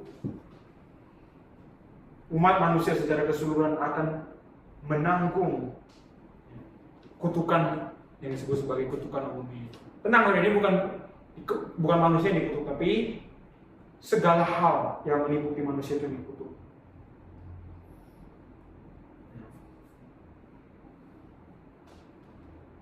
Ada kutukan yang umum. Dalam bentuk apa? Melahirkan sakit, kerja keras menguras tenaga, bahkan kematian fisik. Tapi secara keseluruhan masih ada anugerah, bukan? Tadi kita sudah lihatnya. Iya betul, sakit bersalin, tapi masih ada anak. Iya betul, pekerjaan melelahkan, tapi masih bisa produktif kan? Iya, mati akhirnya, tapi masih ada waktu untuk hidup kan? Dan ketika kita melihat bagian ini, kembali kepada yang kita sudah bahas tadi di awal, kita tidak melihatnya seperti azab. Kenapa saudara? Azab itu, dia melakukan suatu kejahatan, maka Tuhan menghukumnya, nggak begitu. Nanti giliran umatnya aja dijawabnya cobaan, ujian. Giliran umat yang lain azab. Enggak begitu saudara.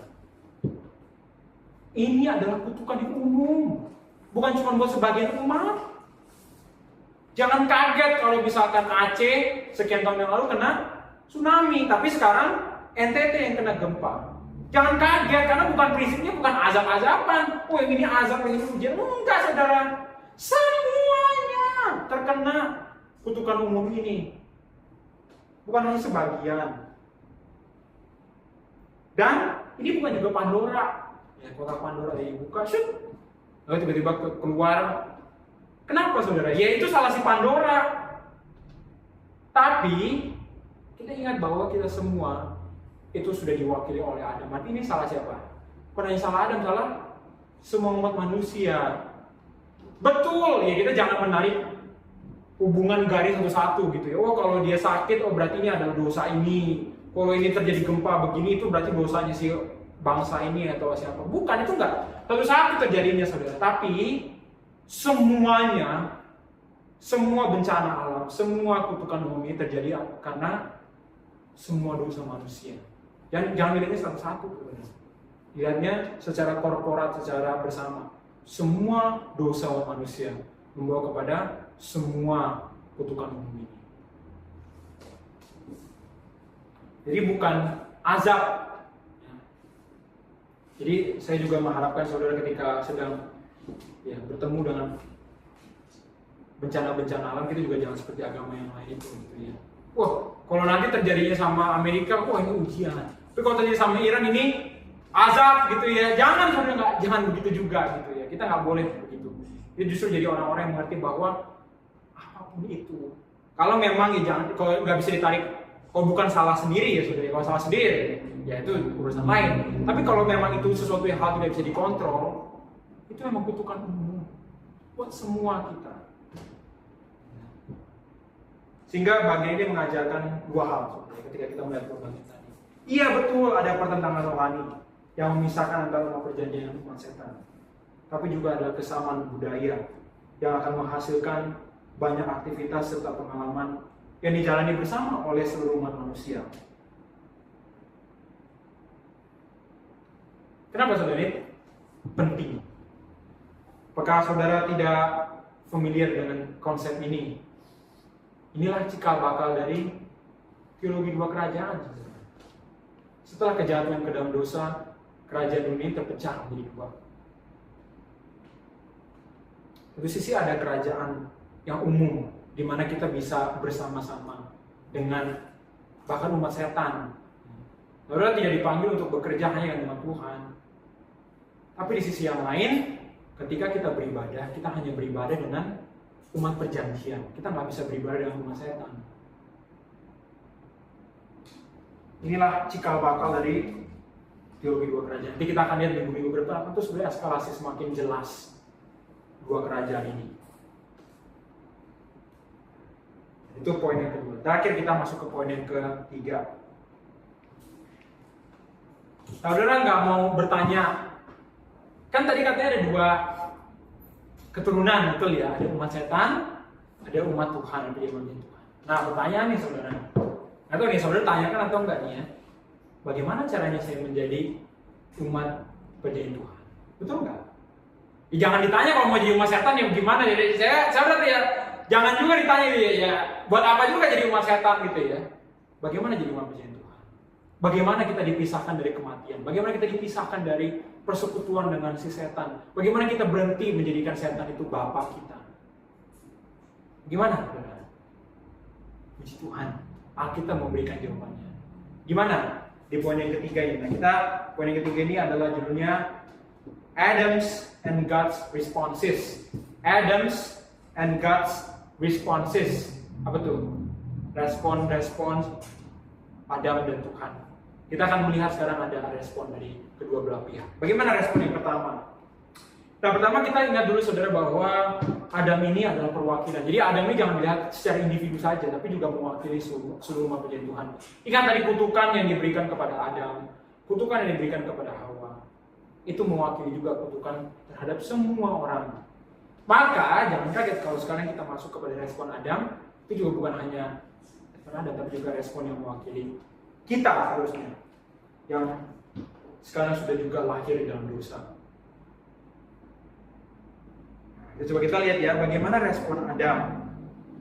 Ayat yang ke-20, manusia itu memberi nama Hawa kepada istrinya, sebab dialah yang menjadi ibu semua yang hidup.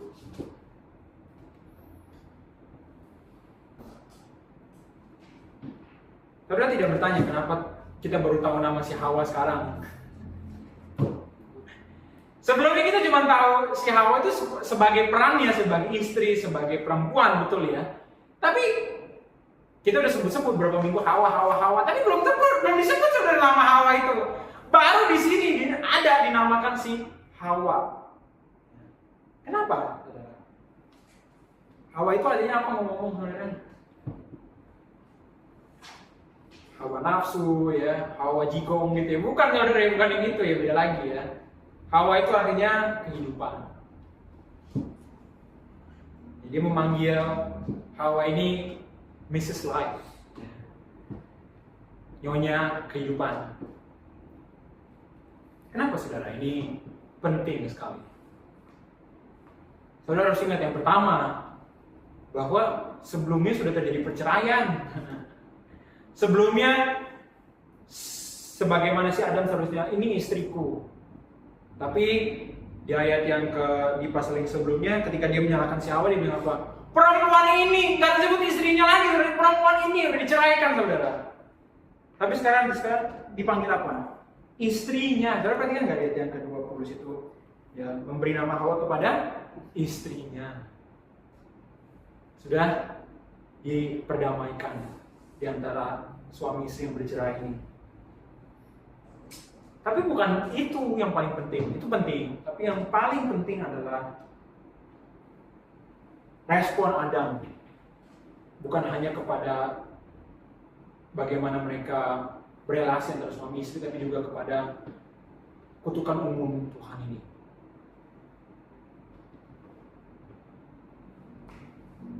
Apakah Adam ketika mendengar bahwa Tuhan mengatakan kamu akan istrimu akan bersalin dengan sakit, anak-anak nanti akan sulit, keluarga akan berbahaya,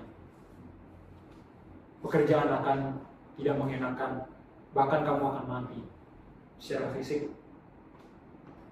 Apakah Adam komplain?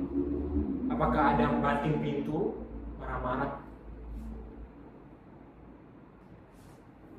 Nanti di pasal 4 itu akan lihat ada yang komplain. Ya. Tapi di pasal 3 ini tidak dikomplain. Yang ada hanyalah justru kepercayaan Adam kepada firman Tuhan. Dia percaya bahwa di balik kematian ada kehidupan. Dia memiliki iman. Ketika Tuhan memberikan janji ini, Adam boleh melihat satu hal. Ya, this is a curse. Ini adalah kutukan. But this is a gracious curse. Ini adalah kutukan yang beranugerah. Ada pengharapan di balik semua kutukan ini. Kita tahu bahwa bencana alam tetaplah pekerjaan Tuhan. Tapi bagaimana respons kita?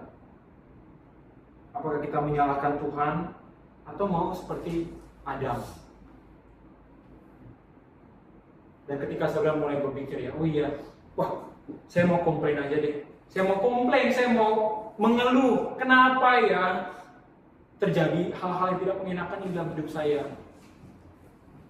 Harap saudara ingat bahwa yang saudara alami saat ini itu lebih sedikit daripada yang seharusnya kita terima. Dunia ini sejelek-jeleknya bukan neraka. Betul, saudara juga jangan nanti ketika memberikan konseling kepada orang lain, woi kamu nggak bersyukur, jangan deh, itu beda lagi sih kasusnya. Tapi untuk saudara yang saat ini dalam keadaan yang sadar, dalam keadaan yang kuat iman, ingatlah bahwa ini melampaui daripada kutukan-kutukan itu. Ada anugerah, ada azab. Dan apa yang terjadi berikutnya? Nggak selesai. Ada merespon, Tuhan pun juga merespon.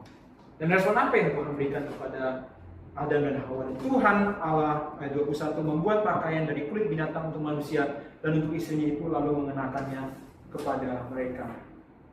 Tuhan menutupi ketelanjangan mereka. Sebelumnya mereka mencoba menutupi dosa mereka dengan daun pohon ara. Tentu tidak berhasil. Ya, daun itu akan layu, daun itu akan rusak. Tapi Tuhan memberikan kepada mereka sesuatu yang lebih bertahan lama. Tuhan memberitakan kepada mereka berita baik, Injil, bahwa dengan respon iman mereka, kepercayaan mereka bahwa ada pengharapan, ada kehidupan di balik kematian, di balik semua common curse ini. Inilah Injil yang diberikan kepada mereka, dan Tuhan memberikan kepada mereka satu afirmasi, satu peneguhan. Iya, sekarang favorku, keberpihakanku ada kepada kamu. Dalam bentuk Tuhan memberikan pakaian kepada mereka. Kamu harusnya mati, tapi sebaliknya aku menaruh pertentangan di antara engkau dan si ular. Itu poin yang pertama, saudara. Poin yang 3A, faith, iman. Sekarang kita masuk ke poin yang B, 3B. The greater seed of the woman. The greater seed of the woman. Keturunan ular yang lebih besar. Nah ini. Tadi udah dijawab, saudara ya. Ada yang mencoba menjawab. Benar nggak ya begitu? Tadi kita sudah sepakat bahwa keturunan ini merujuk kepada apa tadi? Apakah setan versus manusia? Tidak ya, tapi manusia versus manusia. Manusia umat pujian Tuhan versus manusia umat setan. Ya. Tapi tahukah saudara, kata keturunan ini itu bisa bermakna kolektif, banyak. Jadi keturunan itu bisa banyak, saudara. Jadi Habel, Seth, Sem, Abraham, Ishak, Yakub, Yehuda dan seterusnya itu secara kolektif, secara bersama itu bisa disebut sebagai satu keturunan. Bisa, itu nggak salah.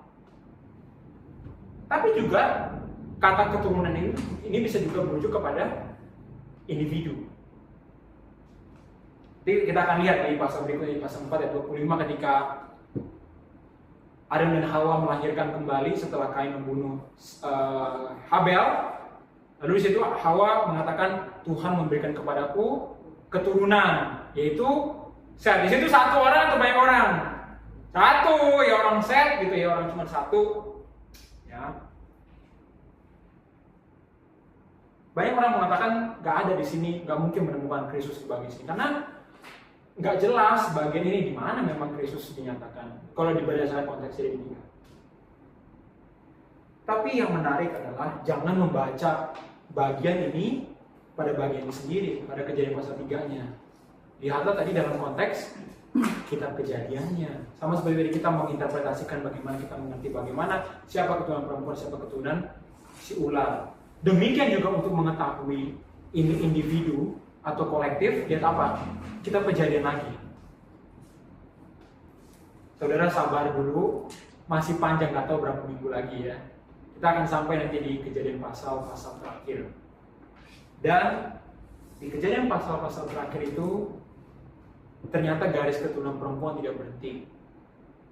Ada garis keturunan berhenti pada, lanjut lagi nanti di pasal 49, ada nubuatan tentang Yehuda, dan akan ada nubuatan tentang garis keturunan kerajaan, garis keturunan para raja muncul dari suku Yehuda. Tapi itu baru nubuatan. Yehuda belum punya anak-anak yang jadi raja.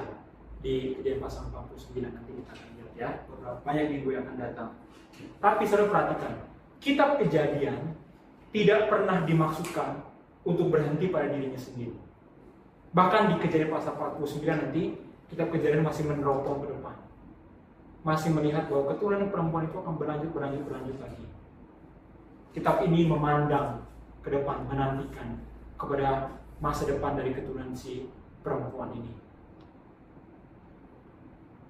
Makanya kitab Kejadian ditutup dengan janji Tuhan akan keturunan Yehuda yang akan mengatasi bangsa-bangsa. Tapi sebelum kita masuk ke bagian itu, saudara sekalian, ingat bahwa keturunan yang berlanjut ini juga berlanjut dalam sejarah penebusan, tidak? Tuhan akan melahirkan keturunan Yehuda sampai kepada Raja Daud, ya, raja yang dinantikan itu, sampai kepada Salomo, sampai kepada seluruhnya, sampai kepada siapa? Sampai kepada Kristus, yang adalah keturunan si perempuan secara fisik langsung.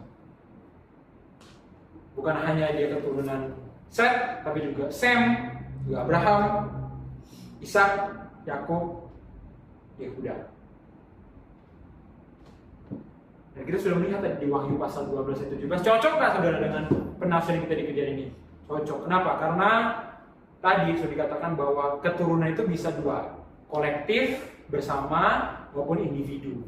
Demikian juga kitab Kejadian itu kolektif dan individu. Setiap ada keturunan-keturunan, tapi juga ada banyak keturunannya. Dan yang ini yang penting saudara, ketika ada orang mengatakan, wih, nggak ada kitab Kejadian menubuatkan Kristus. Ingat saudara bahwa Kejadian 3, Kejadian 49 masih memandang ke depan, masih menunggu, masih menantikan siapa keturunan Yehuda yang akan datang ini, yang akan menaklukkan bangsa-bangsa ini. Masih menantikan. Dan di Wahyu pasal 12 ayat 17 tadi kita sudah melihat ya, kita kembali ke Wahyu pasal yang ke 12 ayat 17 itu dikatakan, maka marahlah naga itu kepada perempuan itu, lalu pergi memerangi keturunannya yang lain, yang menuruti hukum-hukum Allah dan memiliki kesaksian Yesus. Keturunan perempuan itu adalah secara bersamaan Kristus dan gereja, Kristus dan setiap individu, Kristus dan masing-masing kita. Kitalah keturunan perempuan yang sejati, dan Kristus adalah keturunan perempuan yang lebih besar. Tapi ingat saudara, ada harga yang harus dibayar. Ingat bahwa untuk menghancurkan kepala si ular, keturunan si perempuan itu harus diremukkan dulu tumitnya. Dan bagaimana saudara dia meremukkan, menghabisi kepala si ular itu? Mari kita membuka satu bagian firman Tuhan dari Ibrani pasal kedua ayat yang ke-14. Ibrani pasal yang kedua ayat yang ke-14. Boleh satu orang membacakannya dengan lantang. Kitab Ibrani pasal yang kedua ayat yang ke-14. Karena anak-anak itu adalah anak-anak dari darah dan daging, maka dia juga menjadi sama dengan mereka dan mendapat bagian dalam keadaan mereka, supaya oleh kematiannya dia memusnahkan dia yaitu iblis yang berkuasa atas maut. Dengan kematian Kristus, dia memusnahkan si iblis. Dengan remuk tumitnya dia, di dalam kematiannya di atas Golgota, dia meremukkan kepala si setan untuk selama-lamanya, beserta juga maut yang dipakai oleh si iblis untuk menguasai manusia. hanya di dalam Yesus. Kita kadang-kadang pikir, itu lagu-lagu anak-anak gitu ya, dalam nama Yesus ada kemenangan, atau iblis dikalahkan gitu ya, atau lagu-lagu tadi juga yang kita nyanyikan ya, ku menang bersama Yesus Tuhan. Itu kalau kita pikir itu lagu anak-anak, tidak saudara. Itu lagu yang masih relevan pada kita. Benar-benar dengan kuasa salib, dengan kematian Kristus, dengan remuknya tumitnya, dia menghancurkan kepala si iblis. Sekarang pertanyaannya saudara, apakah si setan itu sudah kalah atau belum?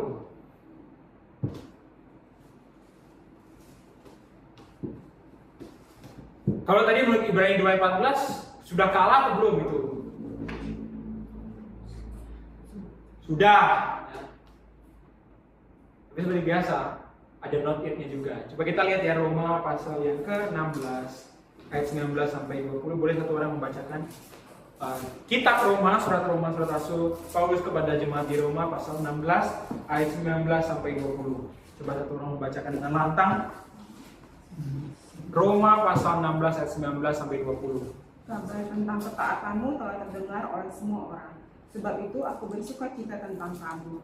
Tetapi aku ingin supaya kamu bijaksana terhadap apa yang baik dan bersih terhadap apa yang jahat. Semoga Allah sumber damai sejahtera segera akan menghancurkan iblis di bawah kakimu. Kasih karunia Yesus Tuhan kita menyertai kamu. Itu dikatakan bukan sudah tapi segera. Artinya already and not yet. Sudah kalah kuasa si iblis itu. Dia sudah dilucuti. Walaupun masih ada sedikit kuasanya. Dan sedikit kuasa itu akan dipakai sampai akhir zaman untuk memerangi keturunan-keturunan perempuan yang lain, yaitu gereja. Saudara, ketika kita merenungkan bagian ini, ingat bahwa yang membedakan saudara, yang membedakan keturunan perempuan dari keturunan si ular itu bukan siapa yang kena gempa, bukan siapa yang ketika bekerja sulit, bukan siapa yang gaji lebih tinggi, bukan siapa yang ketika melahirkan mana yang lebih sakit. Itu semua terjadi ke semua orang. Yang menentukan saudara adalah keturunan si perempuan atau keturunan si setan adalah iman. Iman sama seperti Adam tadi juga percaya. Dia tidak banting pintu, dia tidak ngedumel, nggak mau komplain, tapi iman kepada Yesus Kristus, sang keturunan perempuan yang sejati itu, yang sudah mati bagi kita. Sehingga saudara, ketika pekerjaan kita mungkin sulit atau keluarga kita membuat banyak masalah, bukan itu patokannya saudara keturunan ular atau keturunan setan. Walaupun juga bukan berarti saudara menelantarkan keluarga saudara atau menelantarkan pekerjaan saudara, itu penting juga. Tapi yang membedakan saudara itu justru adalah status kita sebagai anak-anak Tuhan. Sama seperti dalam fotum dari kita ya, Roma pasal 8 ayat 20 sampai 21. Semuanya mengeluh, semuanya ditaklukkan ke dalam kesia-siaan, semuanya uap, nyawa kita uap, pekerjaan kita uap, anak-anak kita, keluarga kita juga uap. Baru sebentar nongol udah hilang lagi. Yang membedakan bukan itu.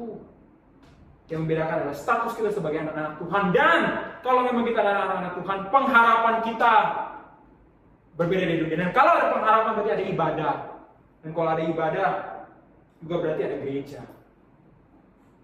Yang membedakan kita bukanlah apakah saudara ada pergumulan atau tidak. Semua ada pergumulan. Yang membedakan kita bagaimana respon kita terhadap pergumulan.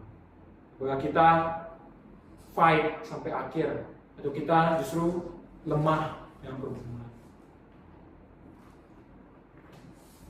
Ini yang membedakan sebenarnya. Makanya saya jadi teringat sama apa yang saudari Dati katakan ya. Hari apapun boleh kita reunian, boleh hari apapun kecuali hari Minggu. Kalau hari Minggu jangan kerjakannya seperti itu. Karena hari Minggu itulah yang menjadi tanda bahwa saudara ada keturunan si perempuan. Kalau saudara udah hilangkan hari Minggu itu, saudara bagaimana menunjukkan sebagai keturunan si perempuan?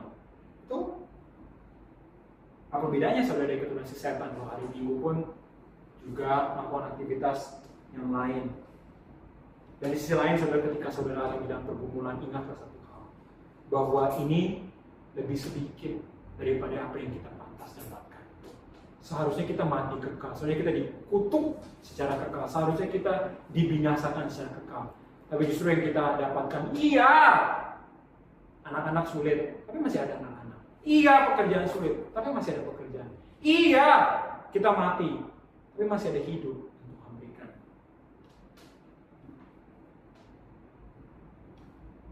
Hidup di minggu ini masih sulit. Saya jamin pasti masih sulit. Tapi bagaimana engkau merespons? Mengutuk Tuhan atau mau menjadi seperti Adam, memanggil Tuhan sebagai Tuhan atas kehidupan, the Lord of life, meskipun di tengah ada kutukan-kutukan kematian. Percayakah engkau bahwa kematian bukanlah keseluruhan cerita, semuanya ada kehidupan di baliknya? Saya selalu ingat satu kutipan dari Charles Spurgeon, ya. Dia mengatakan, milikilah di satu tangan koran, tapi milikilah juga di tangan yang lain Alkitab. Saudara tidak dipanggil untuk membuang koran, pekerjaan, keluarga. Saudara dipanggil untuk merendahkannya di bawah firman Tuhan. Kiranya di dalam semua pergumulan ke depannya, saudara ingat bahwa ada Kristus, sang keturunan perempuan yang sejati itu, yang sudah diremukan tumitnya bagi kita, dan yang memanggil kita saat ini tidak komplain, tapi boleh memanggil dia sebagai the Lord of life, sama seperti Hawa. Amin. Mari kita menutup firman Tuhan kita pada hari ini